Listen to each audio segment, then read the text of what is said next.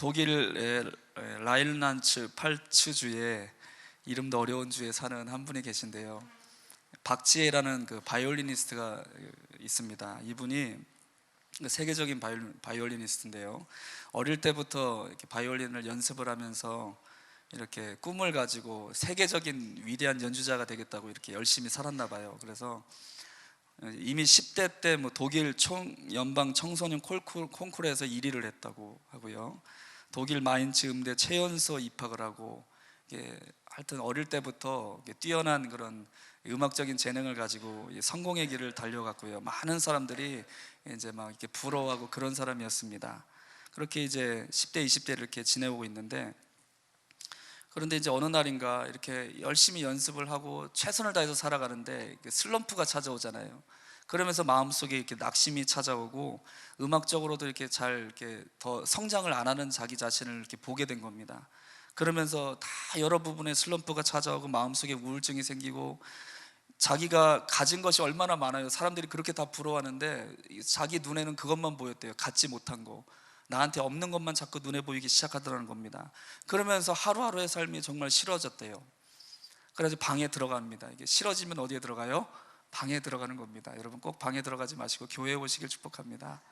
방에 들어가가지고 문을 걸어 잠그고 엄마가 와도 이제 얘기도 안 하고 그렇게 지내게 됐대요. 하도 이제 나중에는 이렇게 심해지다 보니까 햇빛이 들어오는 게 보기가 싫대요. 그래서 암막 커튼을 다 쳐놓고 24시간을 햇빛이 없는 캄캄한 방에서 지내기를 시작했답니다. 그런 이제 막 어두움과 절망의 자락에서 지내오고, 엄마는 그 딸을 어떻게든지 방 밖으로 이렇게 데리고 오고 싶어서 막 여러 가지 설득도 하고 얘기를 했지만, 그 박지혜 씨의 마음은 전혀 움직이지 않았던 거죠. 근데 이 어머니가 믿음이 있으셨던 분이셨던 겁니다. 믿음이 있으셨어요.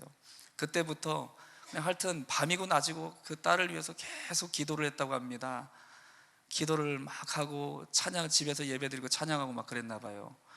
그렇게 지내고 있었는데 어느 날인가 이 박지혜 씨가 그날도 여전히 이렇게 우리 교회처럼 안막을 쳐놓고 깜깜한 방에 혼자 앉아 있는데 갑자기 마음속에서 찬양이 하나가 이렇게 떠오르더라는 겁니다. 무슨 찬양이냐면은 그분은 독일에서 어릴 때부터 자라서 한국 이런 복음성가는 잘 모른대요. 자기가 어머니가 불렀던 찬양이 아마 그 딸의 마음속에서 성령님이 들려주게 하셨나 봐요. 이 찬양 아시죠? 누군가 널 위하여 누군가 기도하네. 이 찬양이 마음속에서 막 울려서 나오기 시작하더래요. 그때 그의 눈앞에 쫙 펼쳐진 광경이 예수님께서 자기를 위해서 무릎 꿇고 간절히 이렇게 간구하고 기도하는 그런 광경이 눈앞에 영적으로 펼쳐지게 되었다고 합니다. 이분의 간증이에요. 그래서 그때 이제 예수님을 만나는 그 순간 자기 안에 있는 어둠이 깨끗하게 씻어지고 치유받고 자기에게 사명이 생겨나게 됐대요. 그래서 이분이 굉장히 실력이 뛰어나신 분입니다. 얼마나 뛰어나신 분이냐면은 이게 1735년에 만든 이름이 어려워요. 과르넬이라는 그 바이올린이 있어요. 여기 있는 분들은 잘 아시겠죠? 세계 3대 명기 아시죠? 우리 현악팀 만져봤어요? 못 만져봤군요. 이분은 그러니까 이게 국보예요. 독일의 국보인데, 그러니까 어떤 콩쿨 대회에서 1등을 하면 1년간 대여를 해준답니다. 그래가지고 그걸 계속 쓰고 계신 거예요. 계속 1등을 하나 봐요. 그러니까 계속 쓰고 계시지.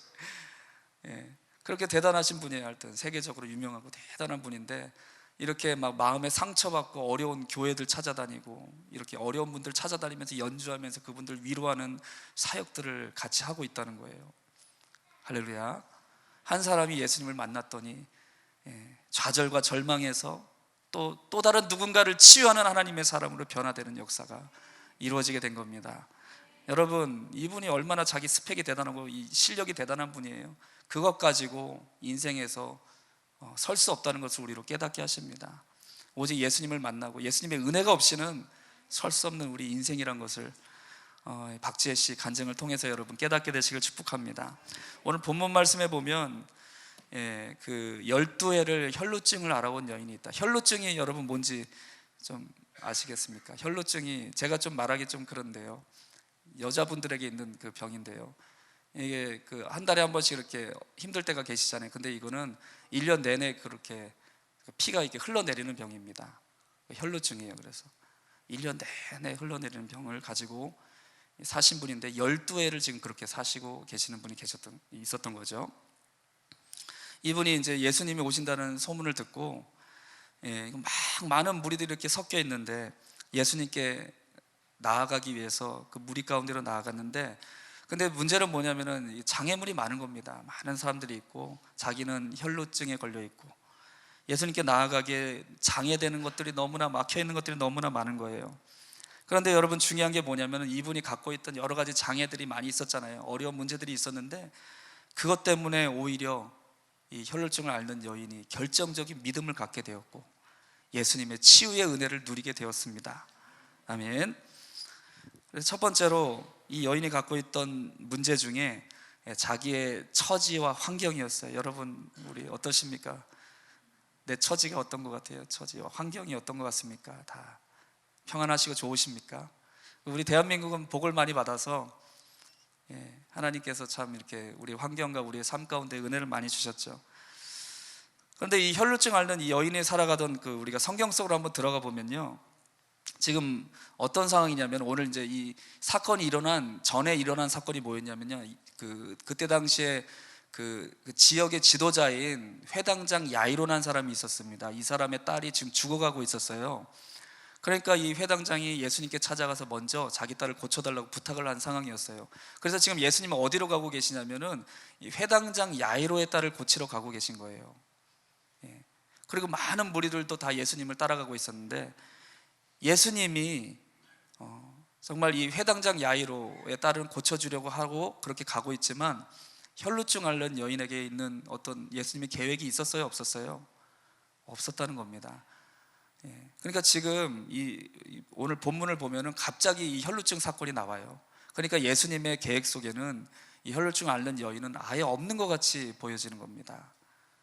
예수님은 회당장 그 야이로의 딸을 고치러 가고 있는 것이고요, 세상 모든 사람들에게도 이 여인은 소외된 느낌을 가지고 살아가는 그런 사람이었어요. 이것이 혈루증 앓고 있는 여인의 첫 번째 장애 요소였죠. 그래서 오늘날 여러분, 많은 분들이 이렇게 교회를 그래도 찾아옵니다. 이렇게 많은 사람들과 함께 교회에 오는데 정말 중요한 게 뭐냐면요, 교회를 왜 오냐는 거죠. 예배를 왜 드리는가, 이 근본적인 우리가 질문 앞에 서야 할 줄로 믿습니다. 우리가 교회에 오는 것은 우리의 모든 죄를 사하시고 우리를 고치시고 새롭게 하시는 예수님을 만나기 위한 목적입니다. 아멘. 그런데 오늘 이 여인이 예수님께 나아가기 어려운 그 장애가 있었던 것처럼, 장애 요소들이 있었던 것처럼, 그런 장애 요소들이 어디에 있냐면 우리의 마음에 있는 겁니다. 전혀 이렇게 교회에 왔는데 예수님 만나고 싶은 이런 갈망이나 소원이 없어요. 그리고 예수님이 나 같은 사람 치유해 주겠나, 나는 교회도 자주 못 나오는데, 자꾸 이런 마음이 드는 거죠. 내가 오늘 이렇게 예배 드린다고 또 이제 예배 끝나고 집에 가면 또 그냥 세상을 따라 살 텐데 이런 마음으로 우리가 주님 앞에 서는 거예요. 여러분, 우리의 심령 가운데 정말 이 여인과 같이 어떤 장애 요소가 있을지라도 우리의 마음속에 더욱더 주님을 사모하는 마음, 내 인생에 주님 없이는 나의 인생에 결단코 주님의 구원이 없음을 깨닫는 저와 여러분의 심령이 되시길 주 이름으로 축복합니다. 두 번째는요, 오늘 25절 26절 말씀해 보니까 이 여인은요, 인생의 가장 고난의 깊은 어둠의 끝자락에 있었던 거예요. 그래 본 적 있으시죠? 우리 인생을 살아오면서 고난의 절정의 순간 있잖아요. 인생의 바닷가 같은 그런 순간. 한번 보십시오. 이 여인이 어땠는지 정말 공감이 됩니다. 12해 동안 혈루증을 앓았는데, 그리고 많은 의사들을 찾아다녔는데 의사들이 이것저것 방법으로 다 이렇게 의술을 했는데 낫지도 않는 겁니다. 그러니까 얼마나 절망이 되겠어요. 이런 수치스럽고 고통스럽고 이런 아픔들이 12해 동안 계속되고 있었고요, 또 치료비를 쓰다 보니까 집안의 형편도 너무나 어려워지고 경제적으로도 어려워졌다는 거예요. 그리고 아무 효험도 없고, 그러니까 이제 마음속에 소망이 없는 겁니다. 희망이 사라져버리고 좌절하고 낙심한 일들만 가득하고 인생의 어두움만 가득했습니다.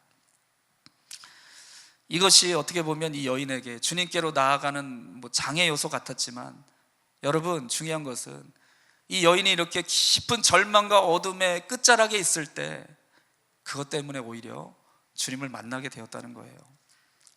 할렐루야. 여러분, 성경에 보면요, 예수님이 참 어떻게 보면 우리가 이해가 안 됩니다. 그 나사로라는 예수님이 가장 이렇게 사랑하는 친구 같은, 친구로 여겼던 그런 사람이 있었어요. 그런데 이 나사로가 어느 날 굉장히 아파서 죽어가고 있었습니다. 그래가지고 그 동생들이 예수님께 부탁을 했어요. 가까운 데 계시니까 예수님 오셔서 우리 나사로를 고쳐주세요, 우리 오빠를 고쳐주세요 하고 그렇게 간청을 했거든요. 그런데 예수님이 안 오시는 겁니다. 하루 이틀이 지나도 안 오시는 거예요. 그러다가 앓다가 나사로가 죽었어요. 그래서 장사까지 다 했습니다. 다 죽고 나서 예수님이 오신 거예요. 이 인생의 이 사망은 더 이상 이제 소망이 없는 거예요. 죽었으니까. 그런데 그때 예수님이 오셔서 무덤을 향하여 나사로야 일어나 나오라 명하시는 겁니다. 죽음의 권세를 이기신 예수님께서 나사로를 통해서 하나님의 영광을 드러내시길 원하셨던 거예요. 할렐루야. 제자들이 배를 타고 가는데 풍랑이 일어서 배가 거의 다 가라앉게 되는 직전까지 이릅니다. 막 살려달라고. 근데 주님은 뭐하고 계세요? 배 고물에서, 배 뒤편에서 주무시고 계신 거예요. 참 이해가 안 가죠, 예수님이. 그때서야 근데 이 제자들이 자기가 노젓고 어떻게든지 살아보려고 했던 것들을 다 내려놓고 누구를 찾은 거예요? 그 배에 계신 예수님을 찾겠습니다. 그때 예수님이 오시더니 바람과 바다야 잔잔하라 말씀하시니까 풍랑이 즉시 고요해졌어요. 할렐루야. 여러분, 우리는 인생의 이 고난과 더 이상 소망이 없고 이 인생의 아픔의 절정에 있다 생각하고 있는데 주님은 그때 일하시기 시작하시는 분이시라는 겁니다. 할렐루야. 다 같이 한번 따라해 봅시다. 인간의 절망의 끝은 하나님 역사의 시작이다. 아멘. 오늘 그 주님을 만나게 되길 축복합니다. 우리 인생의 절망의 끝에 하나님은 일하시기 시작하시는 분이시라는 거예요. 내 힘과 내 능으로, 내 방법으로, 내 수단으로 할 수 없는 우리의 존재를 하나님은 깨닫게 하시고 그때 주님은 구원의 주님, 만왕의 왕이신 전능하신 주님의 손으로 우리에게 찾아와 주십니다. 할렐루야. 이 여인도 마찬가지였죠. 이런 정말 극한 어려운 상황, 인생의 가장 어두운 때에 그 여인은 더 이상 세상에 어떤 것도 기댈 것이 없었습니다. 주님을, 자기는 부정한 상황에서도 주님을 찾아간 거예요. 할렐루야. 여러분, 우리 인생에 걸림돌이 많습니까? 은혜 받고 예수님 만나는 게 걸림돌이 많아요. 사업이 좀 안 되고 어려워서 예수님 만나기 어렵습니까? 그게 아닙니다, 여러분. 그것 때문에 예수님 못 만나는 게 아니에요. 우리에게 문제가 있다면 우리의 목이 뻣뻣한 겁니다. 내가 뭔가 수단과 방법이 아직도 남아있다고 생각하고 내가 의지할 누군가 사람이 남아있다고 생각하는 그것이 문제인 겁니다, 사실은. 우리가 여러분 주님 앞에 엎드리고 전적으로 주님 앞에 엎드리면 주님은 그때부터 일하시기 시작하십니다. 오직 하나님 한 분만을 의뢰하고 주님께 맡겨드리면 주님은 우리 인생의 모든 것을 책임져 주시고 변화시켜 주시는 생명의 주인으로 우리와 함께 하시는 줄로 믿습니다. 아멘. 그래서 여러분, 우리가 이 세상 소망이, 정말 세상의 소망이 다 사라진 것 같아도 더 이상 내 힘으로 버틸 수 없다고 그런 마음이 들어도 이때가 진정으로 주님 만날 만한 때가 되었다, 이렇게 여러분 믿음을 가지시길 축복합니다. 성경의 수많은 사람들에게 예수님은 이렇게 역사하셨고 그들의 구원의 주가 되어주신 줄로 믿습니다. 할렐루야. 그러니까 세상 소망 다 끊어진 것 같은 마음이 있어도 괜찮아요, 여러분. 그 마음으로 주님 앞에 기도하십시오. 그 마음 그대로 주님 앞에 드리고 맡겨드리고 우리와 함께 하시고 응답하시는 주님을 만나게 될 줄로 믿습니다. 요즘에 참 은혜로운 찬양이 있어요. 이런 찬양 아시는 분은 다 같이 해보시기 바랍니다.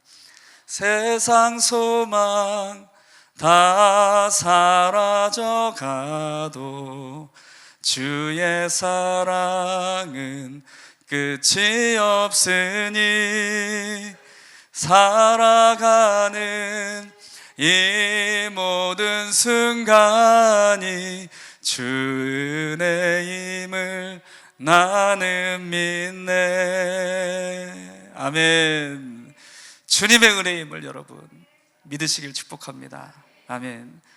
두 번째로 이 여인이 이제 그 주님의 옷자락을 만지는 사건이 기록되어 있는데, 우리가 아까 드렸던 은혜로운 찬양처럼 이 여인이 주님의 옷자락을 만졌는데 어떻게 만질 수 있었냐면요, 믿음으로 만질 수 있었습니다.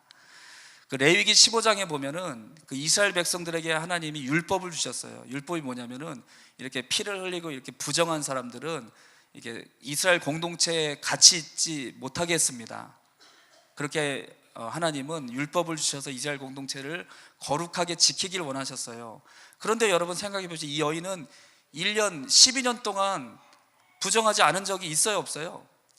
없습니다. 항상 부정한 상태인 거예요. 그러니까 이스라엘 백성들 공동체 안에 가족들하고 같이 지낼 수 없는 상태, 항상 격리시켜놔야 되는 사람이었던 겁니다. 그러니까 이 여인의 삶이 얼마나 힘들었겠습니까?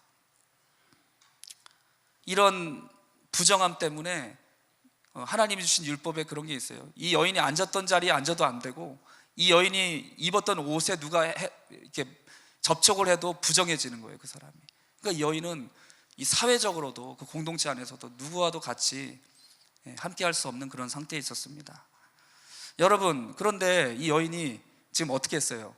예수님 뒤편으로 가더니 예수님의 옷자락을 잡은 겁니다. 이거는 도대체 무슨 일, 해서는 안 되는 일을 한 겁니다. 율법의 말씀에 해서는 안 되는 일을 한 거라고요. 그러면 예수님 부정해질 거 아니에요. 그런데 어떻게 만질 수 있었을까요, 이 여인이? 어떤 믿음이 생겼길래? 이 여인이 예수님의 뒤로 가서 옷자락을 만질 수 있었던 그 믿음은 무엇이었겠습니까? 이분은 이 부정한 내가 만져도 부정해지지 않을 뿐이라는 게 믿어진 거예요. 할렐루야. 하나님의 아들 거룩하신 예수님은 이 땅에 어떤 부정하고 더러운 것으로 절대로 부정하고 더러워질 수 없는 분, 죄와 모든 것들을 다 사하시고 멸하시고 책임져 주시는 분, 그렇게 주님이 믿어진 겁니다. 그때 주님의 옷자락을 만질 때 나의 부정한 것까지도 다 가져가실 수 있는 분으로 이 여인의 마음속에 생각이 들었어요. 믿음의 생각이 들기 시작했습니다. 오늘 여러분 이 시간에 말씀을 들을 때 여러분 생각에 하나님의 믿음의 역사가 나타나게 되길 축복합니다. 그러면서 이 여인이 이 믿음의 생각이 들었을 때 한 정말 지극히 작은 행동이 뭐였냐면, 예수님께 가서 옷자락 하나 잡는 거였어요. 앞에 설 수도 없었습니다. 자기 자신의 부정함이 너무나 자기를 억누르고 있었거든요. 예수님 앞에 나설 수도 없는 존재였어요. 뒤편에 가서 그냥 예수님 모르게 예수님 옷자락 만지는 그 지극히 작은 믿음. 그런데 중요한 것은 이 여인의 이 작은 믿음으로 말미암아 그의 인생이 완전히 변화되게 되었다는 거예요. 할렐루야. 이 땅에 어떠한 존재도 이룰 수 없고 해결해 줄 수 없는 그 문제가 예수님의 옷자락을 만지는 순간 예수님으로부터 능력이 나와서 그의 모든 근원을 고치시고 새롭게 하시고 변화시켜 주시는 놀라운 역사가 이루어지게 된 것입니다. 할렐루야. 오늘 여러분 우리가 다 동일하게 말씀을 듣습니다. 어떤 사람은 근데 이렇게 말씀을 들으면 믿음으로 생각이 되어지는 거예요. 하나님 앞에 내가 믿음으로 이렇게 주님 앞에 행해야 되겠구나, 이렇게 살아야겠구나 하는 지극히 작은 것이라도 그런 마음과 생각이 들 때 그렇게 순종해 보십시오. 우리가 생각하지도 못한 하나님의 놀라운 기적과 치유와 회복의 역사가 우리의 삶에 이루어지게 될 줄로 믿습니다. 할렐루야. 아멘. 오늘 이 여인의 지극히 작은 그 믿음, 그 생각, 그 순종의 행함으로 말미암아 그의 모든 삶에 하나님의 구원과 치유의 역사를 경험했던 그 일들이 저와 여러분의 동일한 사건이 되길 주의 이름으로 축복합니다. 아멘. 이렇게 이 부정한 그 여인을 주님이 고쳐주셨어요. 34절 말씀을 보시면은 예수님이 이렇게 말씀하십니다. 다 같이 한번 읽어보겠습니다. 예수께서 이르시되 딸아 내 믿음이 너를 구원하였습니다.